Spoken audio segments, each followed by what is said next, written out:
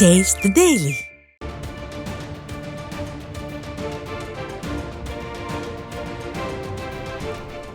அண்மை செய்தி. நீலகிரி மாவட்டம் கூடலூரில் உண்டு உறைவிட பள்ளியில் பழங்குடியின மாணவ மாணவிகளுக்கு திடீரென வாந்தி மயக்கம் ஏற்பட்டதால் பரபரப்பு ஏற்பட்டது.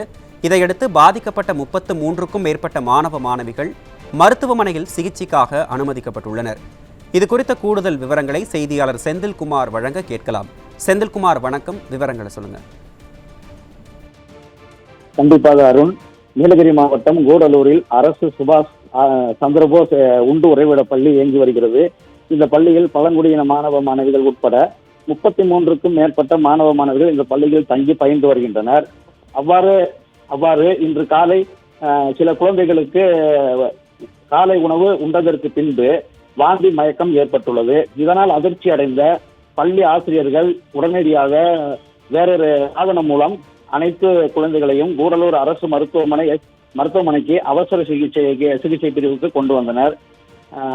உடனடியாக மருத்துவமனையில் மருத்துவர்கள் அந்த குழந்தைகளுக்கு முதலுதவி சிகிச்சை அளித்து வருகின்றனர். சில குழந்தைகள் சோர்வால் மருத்துவமனையில் தற்போது சிகிச்சை பெற்று வரும் நிலையில் 33 பள்ளி மாணவ மாணவிகளுக்கு தீவிர சிகிச்சை அளிக்கப்பட்டு வருகிறது. மீதமுள்ள மாணவ மாணவிகளையும் கூடலூர் அரசு மருத்துவமனைக்கு கொண்டு வந்து சிகிச்சை அளிப்பதற்கு முடிவெடுக்கப்பட்டுள்ளது. பழங்குடியினர் உண்டு உறைவிட பள்ளியில் 33க்கும் மேற்பட்ட பள்ளி மாணவ மாணவிகள் வாந்தி மயக்கம் போன்ற உபாதைகள் ஏற்பட்டு கூடலூர் அரசு மருத்துவ அனுமதிக்கப்பட்டுள்ள சம்பவம் இப்பகுதியில் பரபரப்பை ஏற்படுத்தி வருகிறது. இந்த நிலையில் உண்டு உறைவிட பள்ளியில் பள்ளி மாணவ மாணவிகளின் கண்காணிப்பு லட்சணம் இதுதானா என பொதுமக்கள், பெற்றோர்கள் ஸ்டாலின் அரசு மீது குற்றம் சாட்டி வருகின்றனர்.